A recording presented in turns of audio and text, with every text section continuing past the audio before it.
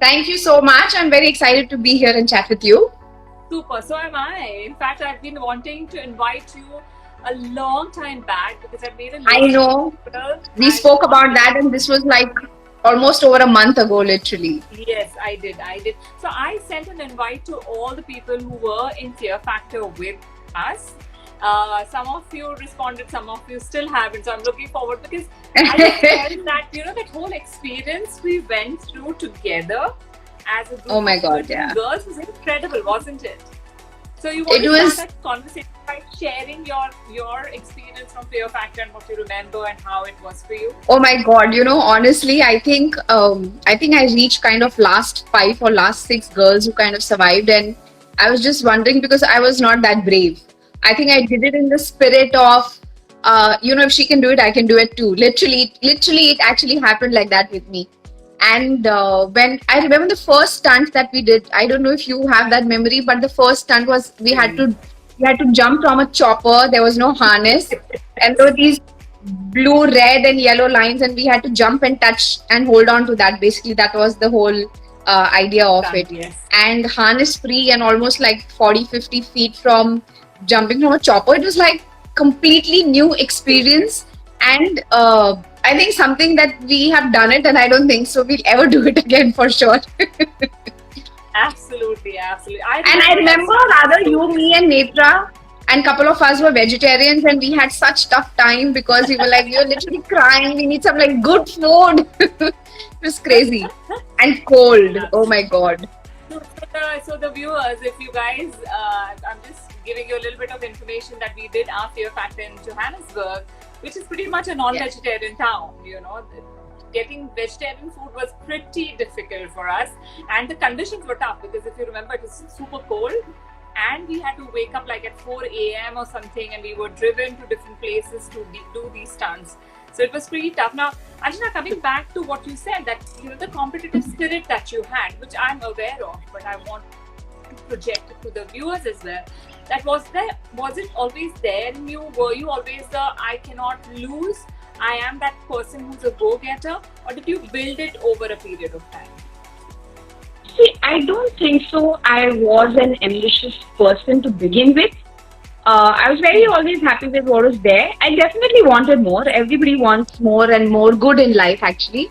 And I think when I Yeah. kind of started working is when I realized that I have the ability to do more than I expect of myself. And I think that's where the ambition actually started to grow. So I didn't grow up being an ambitious girl, but I think I kind of incorporated that ambition while on the job. Literally, I would say that. Yeah, yeah. So you know what? My observation has been that when people say that, oh, she's ambitious, it automatically means aggressive. So what I want to point out over here is it's not like that. Ambitious and being aggressive are two different things. Like I am ambitious, but I'm not aggressive at all in my approach. Because my ambition is for I myself. I'm always competing with myself, how I can better myself. So it's never about True. putting somebody else down. It is never about how can I erase my competition in that sense. No, if I'm good, I'm good, and there's place for everybody. So I think No, you put I me in agree. the same bracket. I partially agree with you because I think when you have a certain passion and you're driven and there is a certain ambition, I think there has to be some kind of aggressiveness in you to be able to achieve that. The degree of being ambitious or the degree of aggression can definitely differ from person to person. But I definitely feel that has to, because if you're not aggressive, you'll not be driven enough to be able to achieve what you are aiming for. So, Okay, but at the but same time, I what also I meant was aggressiveness towards your goals, towards your passion, not towards yeah, not to a point to pull somebody down. I yeah, absolutely agree with that that. kind of. Absolutely, I meant that kind of aggression because because it's I never always about. believe, imagine if you have to compete, then there are lakhs and lakhs of people you'll be competing with it. Say, for example, you studied psychology and now you are a therapist as well. And so I'm saying in this particular area where we stay in Khar Bandra, there'll be like maybe 300 of them already. So I'm saying if you compete, you're going to be competing with like millions of people. You would rather compete with yourself and better yourself every day. So I agree with that point of yours for sure. Yeah. So So tell us how the journey of you as an actor began, because you've done so much work in films, be it Bollywood, be it Telugu films, and many other regional films. How did it? And you've done a Marathi film as well. I've done a Marathi film as well. Yes. How did it begin? How did the journey begin?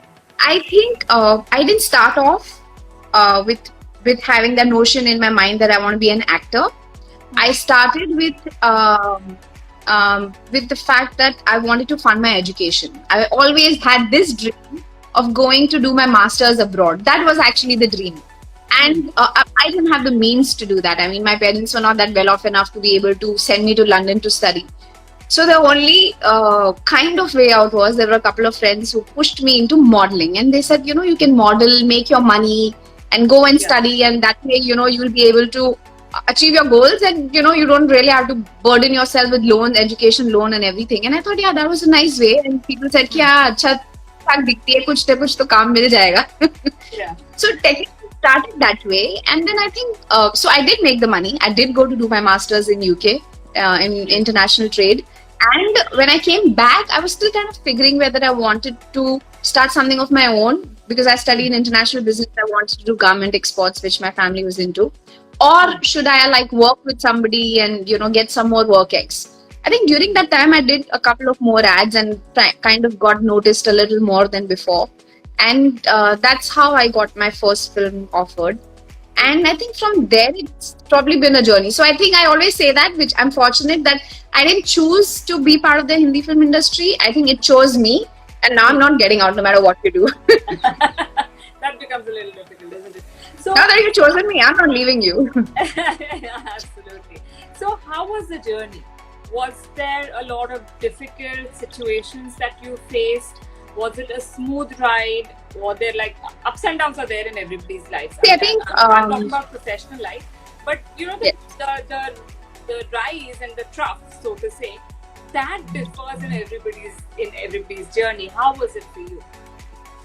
I agree, and I think it'll be silly for me to say that I haven't had that. And I think everybody goes through that. I'm not one solo person who's gone through challenges in life and overcome it, or I've tried to overcome it. I think we all do that in some way or the other.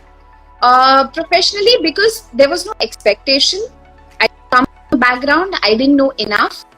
I think I didn't expect much from me until I really got deep into it. Also because I didn't even know whether I am an artist, until it happened to me.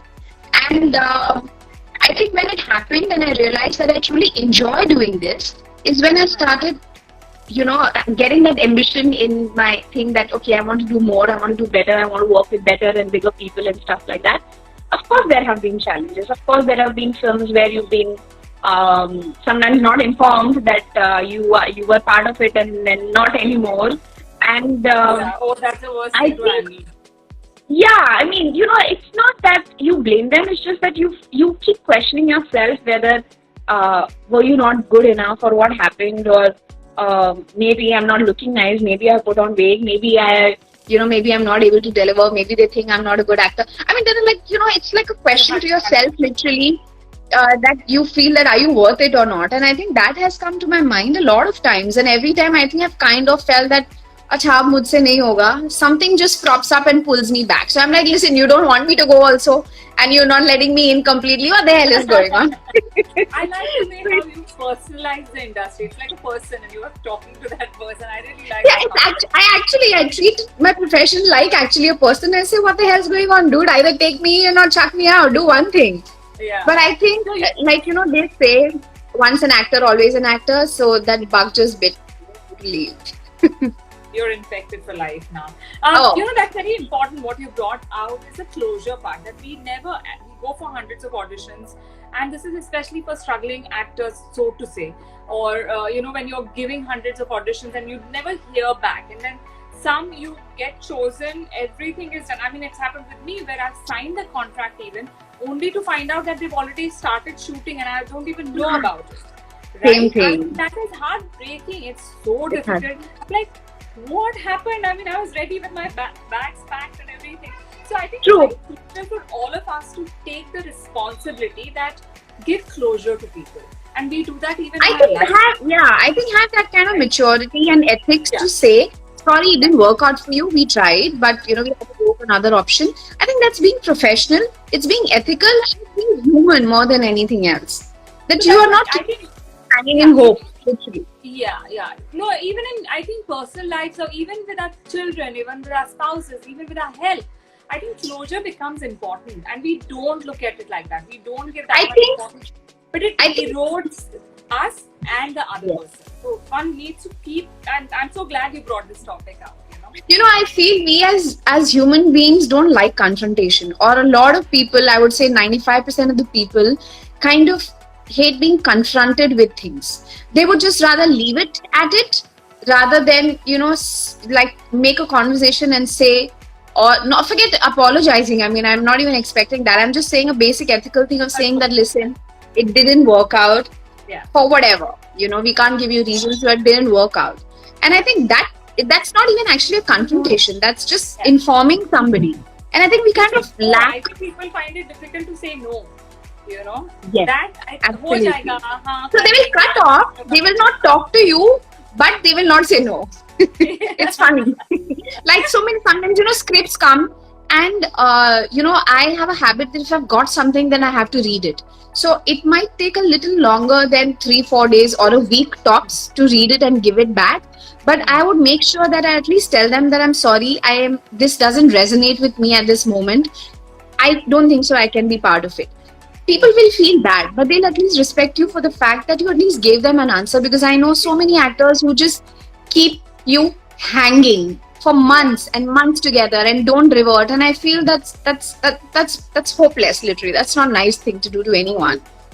So here's one takeaway already, people who have joined us, and thank you so much for joining me with Anjana Sukhani on Dr. A Talks that give closure to people and to self.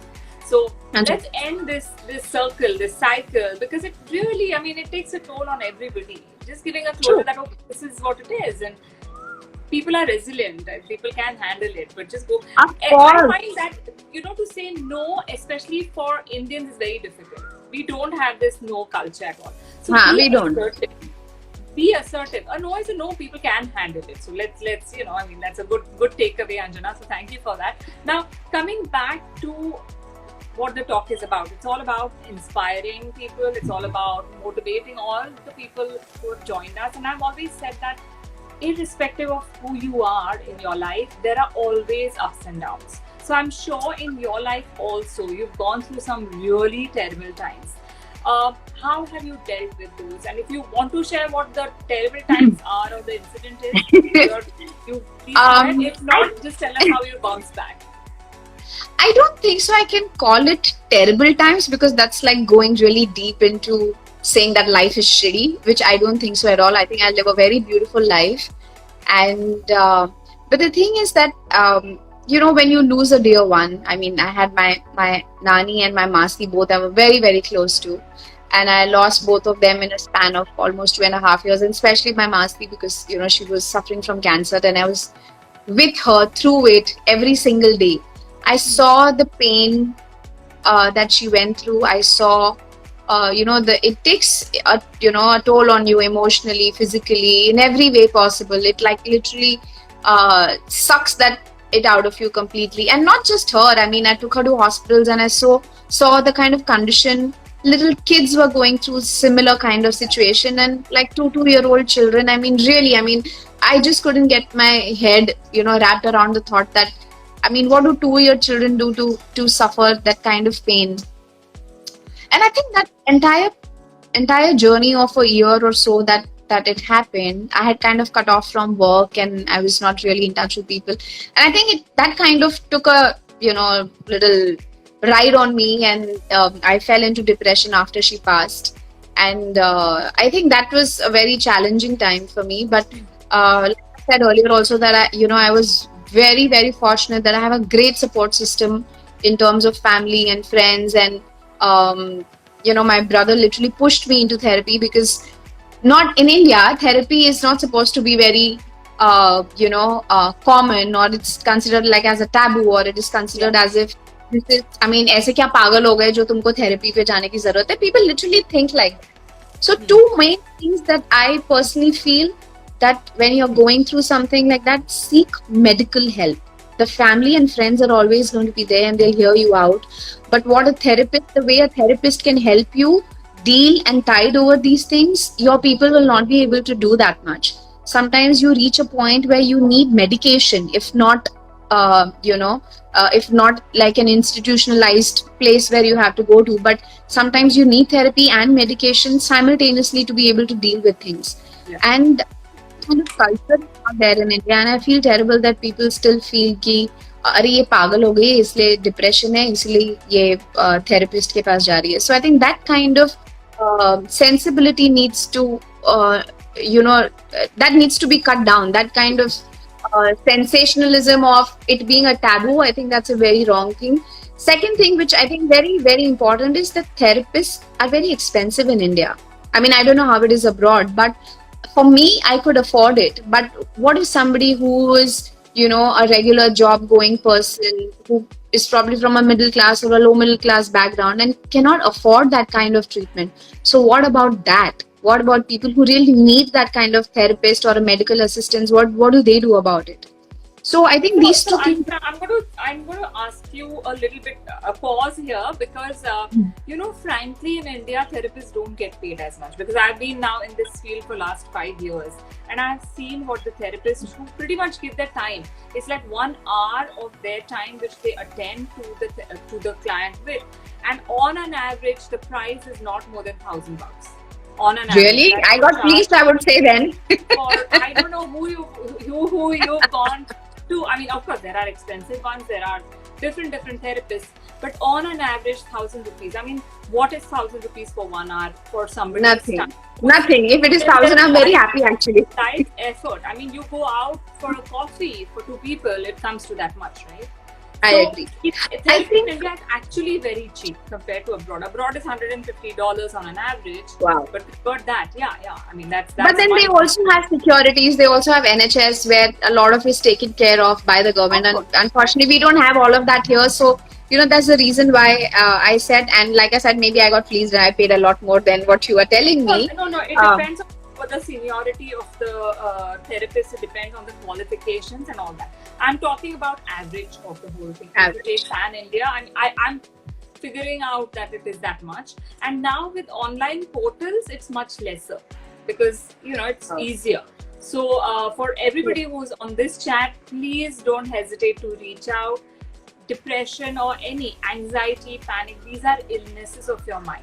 There's no taboo. There is nothing to feel shy about. It's like if you break your hand, you go to an orthopedist, right, to get it fixed. So your mind is fractured, go to a doctor, go to a psychologist, because you can definitely heal. I mean, medication you might not need. Sometimes you do, but it's, it will help you to come out of whatever it is that you're feeling. With. Thank you for being vulnerable, Anjana. Thank you for speaking out the fact that you did, go to a psychologist or a therapist, because if we talk about it, then people will realize, okay, it's not a big deal. What is it? No, true. If you get a cold, cough, fever, you go to a doctor, right? It's similar thing. It's cough, cold, fever of your brain or your mind, so to say, and you take treatment for it, and you're fine. You can become 100% okay and live your entire life after feeling. देखो मैं पागल नहीं हुई. And one more thing which is very crucial, which you brought out, was the caretaker. You took care of your Masi who went through a fatal illness. So in India, again, caretakers' mental well-being is not looked at all. जब हम किसी की ओर ध्यान देते हैं, तो it takes a toll on you, right? Emotionally, it is a big challenge. So I'm so glad you spoke about that. And another thing which I like you bringing out is the social support and the family support. So build your support, nurture those relationships, because those are again very crucial in maintaining your mental well-being. So given that you went through so much, what has been, if you look at your life now as a bird's eye view, what are those takeaways that you would like to share with all our people who are with us? See, I've come to realize that not everybody is a fighter, and it's okay. Yeah. Not everybody has that emotional strength to fight back and okay. And those people are more vulnerable. Those people need more help. Those people need people around. Something similar to what they said, the caretakers also need care. They also emotionally, and especially I feel even for a therapist rather, because you hear so much of pain of people every day through the day, 6 days a week. There's only that much heart can carry. So I think it's very important to be sensitive as a person to somebody's even one mean remark can really hurt you. And I feel especially as an artist, we are very sensitive as people. We are sensitive, we are egotistical, we are kind of a narcissist, but we are also very, very sensitive. It hurts us when somebody write to me, "Arey, failed actor hai." But how do you know how much I tried or didn't try? It didn't work for me, or it worked for me. And you don't have to be harsh with your comments. You come and try and see how much you achieve. I'm saying always empathize with people to understand that if you were in their position, how would you want to be treated when something like that happens to you?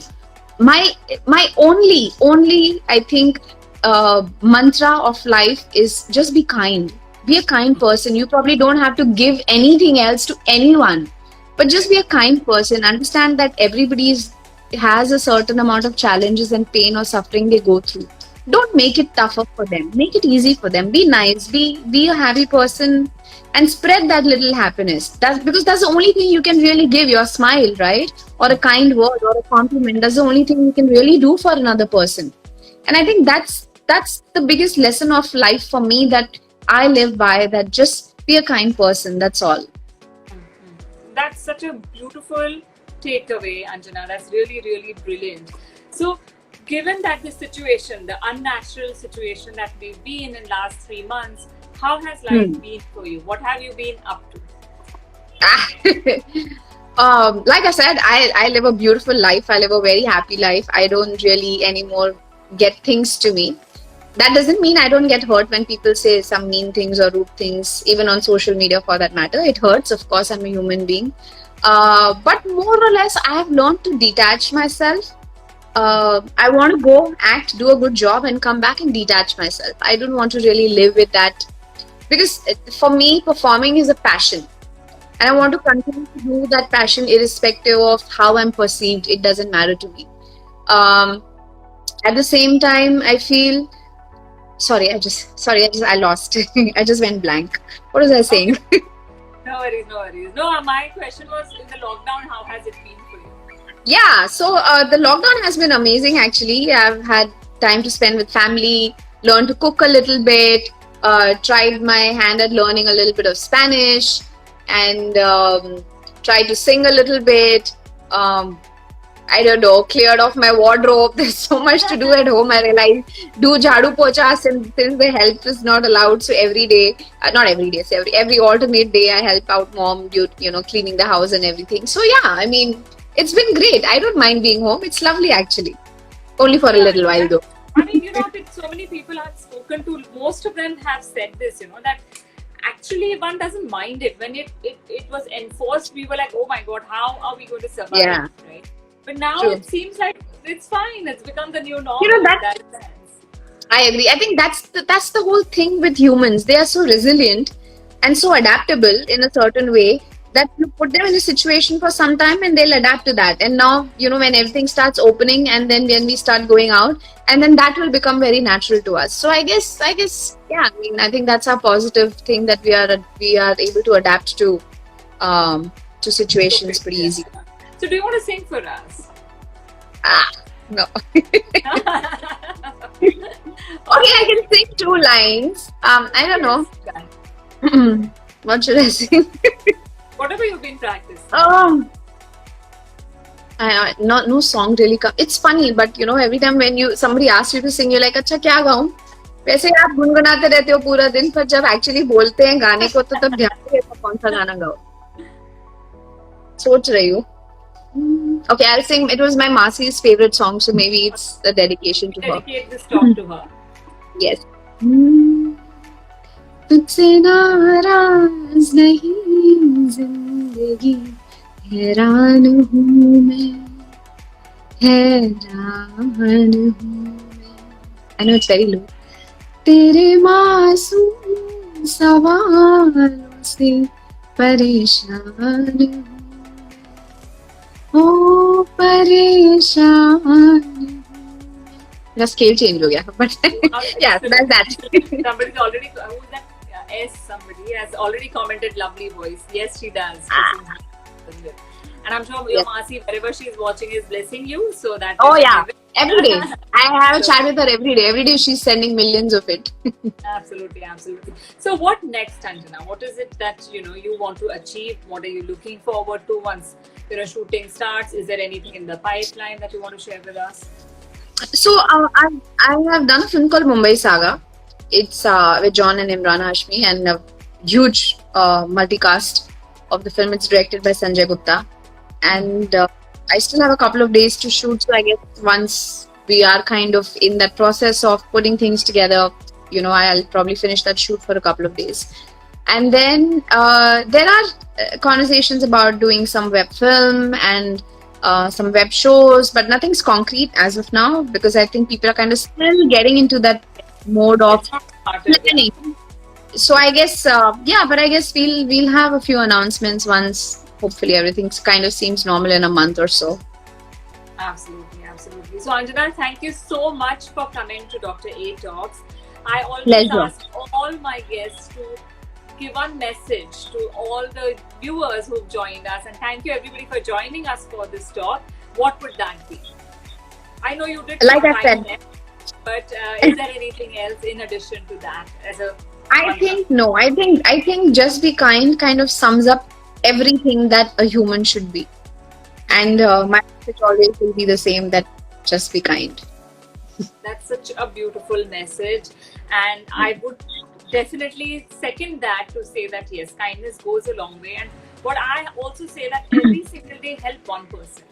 So be it with words, it need not. So the connotation always means that okay, I have to help monetarily. No, you can if you want to, but even if you give one chapati to somebody, one thepla to somebody, one packet of biscuits, one banana, I think that can change.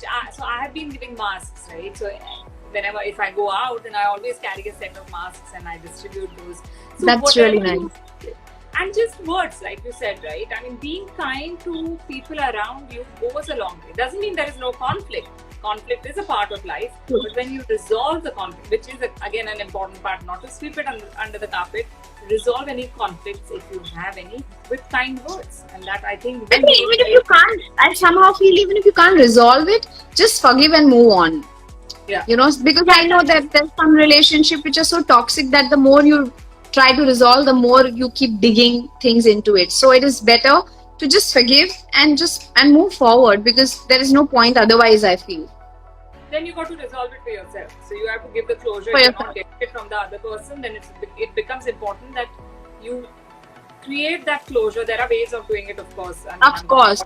About it as a psychologist now, but it becomes very important that you give closure. Otherwise, what happens is it becomes a baggage for you moving forward.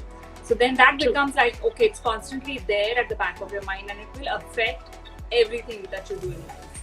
Absolutely, absolutely agree. In true sense, where there is no emotional charge left. So that's a process that I put my clients through. No, I absolutely agree with you. And you can go ahead and really rock your life. So Anjana, once again, thank you so much for accepting my invitation and coming on Dr. A Talks. We look forward to see your beautiful face and your amazing acting on big screen or thank on the you web series. so much. It's so big now. Yeah. God bless. Thank you so much. Love you, girl. Bye-bye. Bye.